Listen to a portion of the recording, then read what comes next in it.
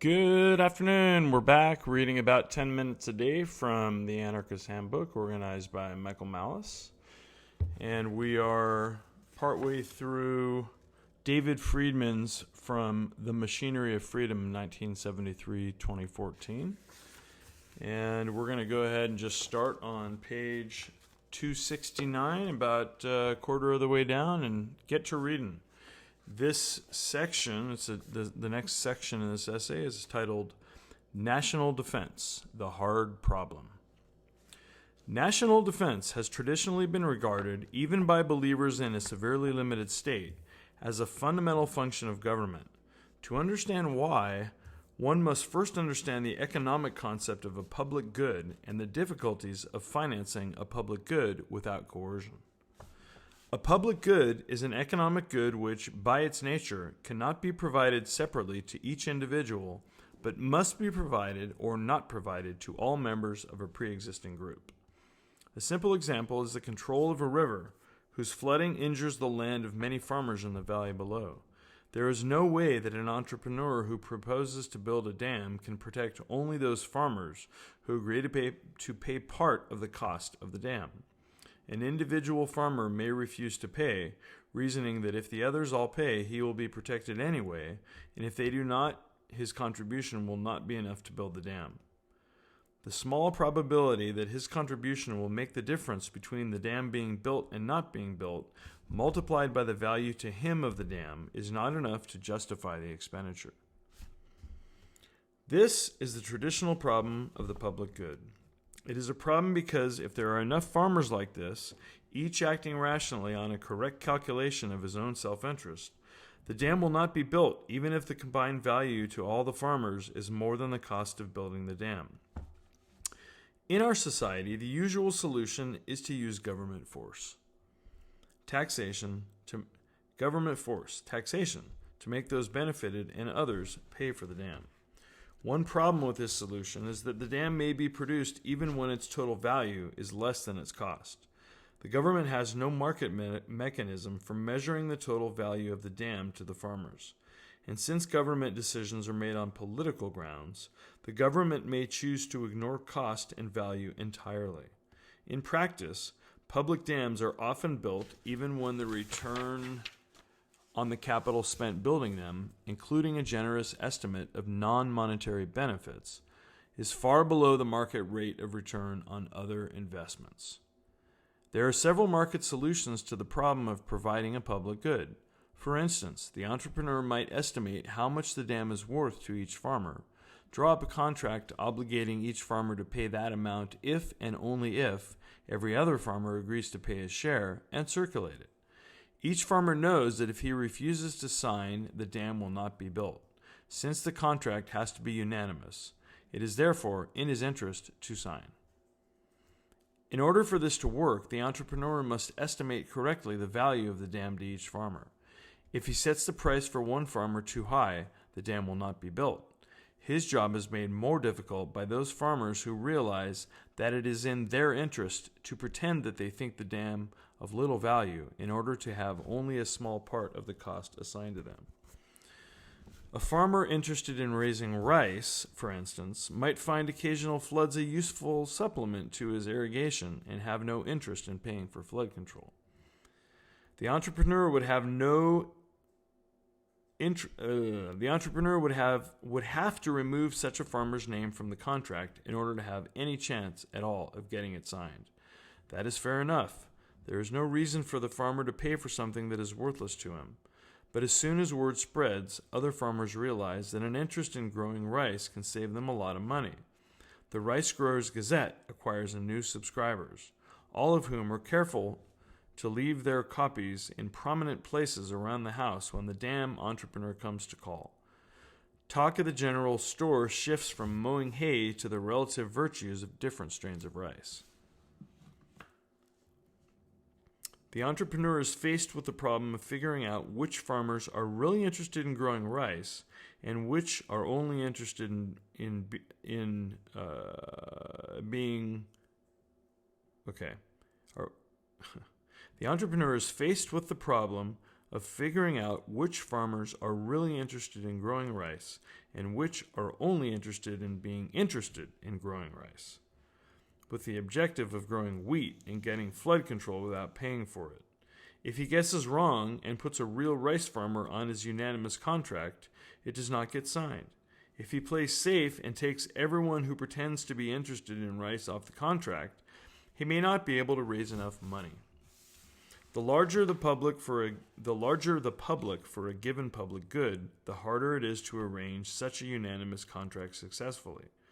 The larger the difference between the value of the good and its price, on the other hand, the easier the entrepreneur's job. He can leave a generous margin for error by only listing the farmers of whom he is sure and charging each of them less than the dam is probably worth to him, yet still raising enough money. Another way to provide a public good without coercion is by temporarily converting it into a private good. The entrepreneur could do this by purchasing most of the land in the valley before telling anyone that he is thinking of building a dam. He then builds the dam and resells the land at a higher price, since the dam raised the land's value. The increase in the value of the land measures the total benefit from the dam. It is much larger than the cost of the dam. The entrepreneur makes a profit. There may be a few farmers who refuse to sell, but as long as the entrepreneur owns most of the land, he receives most of the profit. Here again, the entrepreneur's job is harder the more people are involved. It becomes difficult to buy all the land before the owners realize what is happening and raise their price. Here also, the job is easier the bigger the difference between the cost and benefit. If the benefit is more than twice the cost of building the dam, the entrepreneur makes a profit even if he can only buy half the land. In both cases, the transactions themselves have a cost, and thus increase the effective cost of building the dam. Gathering the information needed to draw up a successful unanimous contract may be expensive. Buying up all the land in the valley involves a substantial brokerage fees. Farmers who were not planning to sell must be paid more than the market price to compensate for their inconvenience. A clever entrepreneur, buying not the land but merely an option to buy at a predetermined price, can reduce such costs but not eliminate them. How does this apply to national defense? Is it a public good? Can it be financed without coercion? Some contemporary anarchists argue that national defense can be provided or not provided for each individual or at least each small group. One form of this argument is the assertion that national defense is unnecessary in an anarchist society, since there is no nation to defend. Unfortunately, there will still be nations to defend against, unless we postpone the abolition of our government until anarchy is universal. Defense against nations in the present state of military technology is a public good. It is all very well to fantasize about fighting the invader village by village, commune by commune, or corporation by corporation according to the dreamer's particular brand of anarchy. A serious invader would inform each unit that if it resisted or failed to pay tribute, it would be destroyed by a nuclear weapon. After the invader proved that he meant business, the citizens of the surviving communities would be eager to create the institutions, voluntary or otherwise, necessary to give the invader what he wanted. Pending major technological change, defense against nations must be provided on a large enough scale to support retaliatory and perhaps also defensive nuclear forces. This makes it difficult to sell national defense on the free market. An ABM fired at a missile 1,000 miles from its target cannot distinguish warheads aimed at those who have paid for defense from warheads aimed at those who have not. Even if defense is retaliatory, and even if the retaliatory system is secure enough to hold its fire until it knows whether its customers have been hit, the problem remains. The citizens of New York, having paid their share of defense costs, can hardly look with equanimity on the H-bombing of Philadelphia, which has contributed not a penny. Not, at least, if the wind is blowing the wrong way. So national defense, the defense against nations, must defend areas of national size, whether or not they contain nations. It is thus a public good, and one with a very large public. Can this public good be financed by some variant of one of the non-coercive methods I have discussed?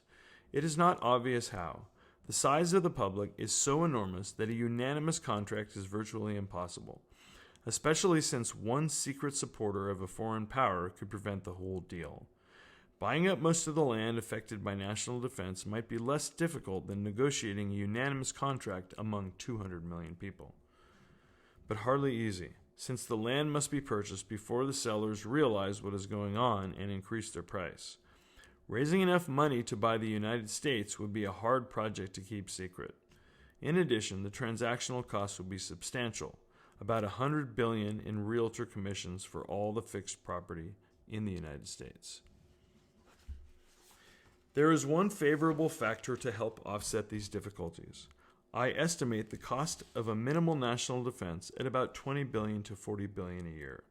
The value to those protected is several $100 billion a year.